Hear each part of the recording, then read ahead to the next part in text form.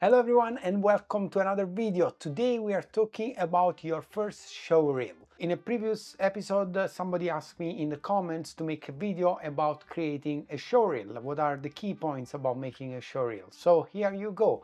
This is the best way to make a showreel that works.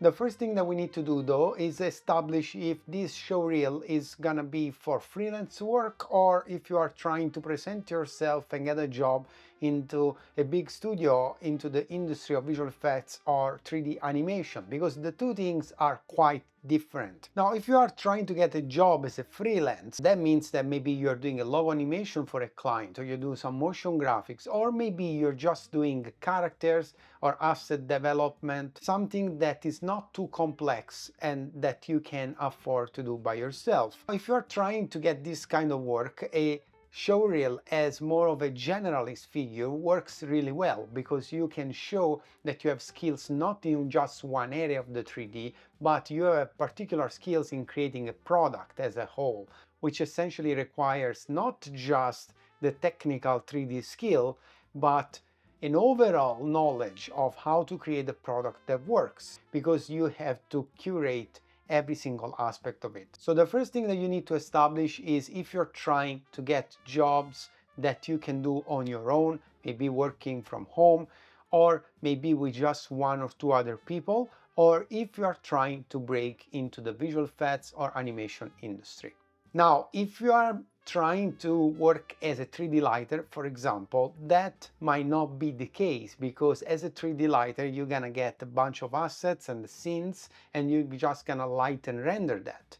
So you can do that either if you're working as a freelance or if you're working in an animation studio.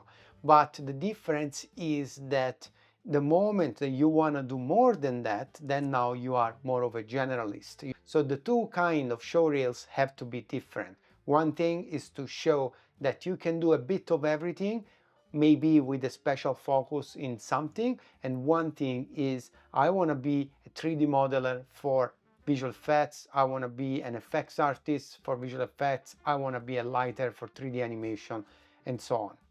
Now, the second point here that I want to stress out is that this is not a short movie and is not a motion graphics reel. What do I mean with that?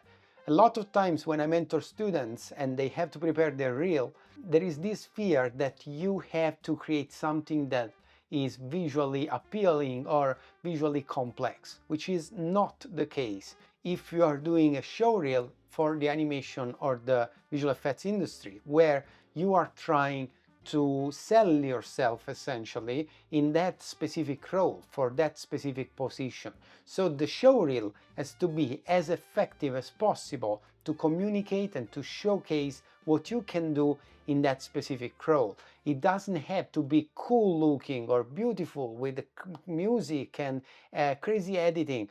To the contrary, the simpler it is, in my opinion, the better it works. If you are doing a showreel as a freelance to try to get more comprehensive jobs, let's say, where you can do a bit of everything, or where you can do product from the A to the Z instead of being specialized into one niche, then it's a different story, because then you have to showcase that you can actually create a creative product, and so editing skills, motion graphic skills, good music choice, and all of that becomes part of the product itself, part of the showreel itself, because essentially you are creating a showreel that showcases your ability into create interesting and nice products.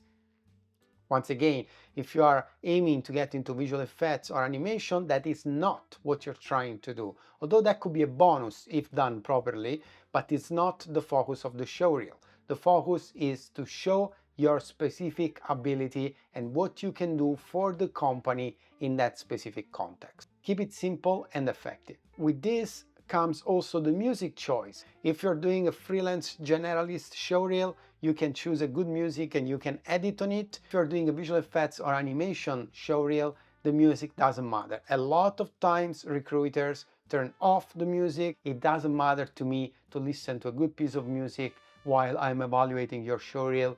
It's not how it works. So don't worry too much. Of course, when the video starts, if the music is on, it's gonna play the music, so make sure that the music is not like crazy loud, that the level of the music at least is good, so that people don't jump off of their chairs when they play your showreel. One other important thing is your information. So what you want to put in this showreel is your name, obviously, maybe where you are located, because that's an information that is useful for HR to know if they have to relocate you, which comes with a cost, and also your website if you have one, or if you don't have a website, it's good to add your ArtStation page or whatever page you have where you can showcase your work, and also your email. You don't need to put your phone number, nobody's gonna call you, and also depending of where you are, you might be in a different country, a different city, so nobody's gonna bother with that. But definitely you want to put your website or a portfolio page link and your email. Now you want to put that at the beginning of the showreel and at the end as well. Why do I say that? Because if the video stops, sometimes the players loop back to the first frame. And so if you only have this information at the end, you risk not to have it visually visible to the recruiter or the people that are watching this showreel. And it's good that that information stays on screen, because they can keep reading your name and maybe remembering you and associating you with your images a little bit more. So it's a simple thing, but it's an important thing. Put all this data in the front and in the back of the showreel. For how long they have to be on screen? Not long, just enough that you can read essentially the lines comfortably. So if you have 4 or 5 lines, make sure that you can actually read that. So I would say a couple of seconds is plenty enough.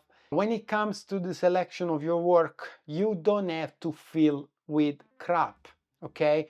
What do I mean with that? You have to put your best work in this showreel.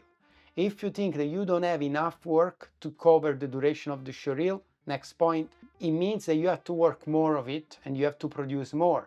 Don't try to put crappy work together with very good work unless you really have to, because you don't have any more time. It's a very bad thing to see, for example, a great model with a crappy model, one next to each other, or even a beautiful shot, well rendered, with a shot that doesn't really look quite good.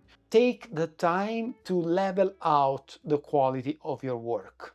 It's better to have most of your work decently good and have maybe 1 or 2 shots that are very good and no crappy shots in there than having ups and downs constantly. Because then if I am somebody evaluating your work, it is difficult for me to understand if you can keep that consistency of work across the production. Now, I mentioned the duration of your reel. This is an important point. It's also the same concept as the not filling with crappy work. Don't try to make this showreel too long if you don't have very good work. It's better that you have a shorter showreel with less good work than you have a longer showreel where you have an alternation of good work and bad work. Don't do that. Just keep the quality as high as you can keep it. Remember, guys, that when you present yourself, it's your chance to actually get a job.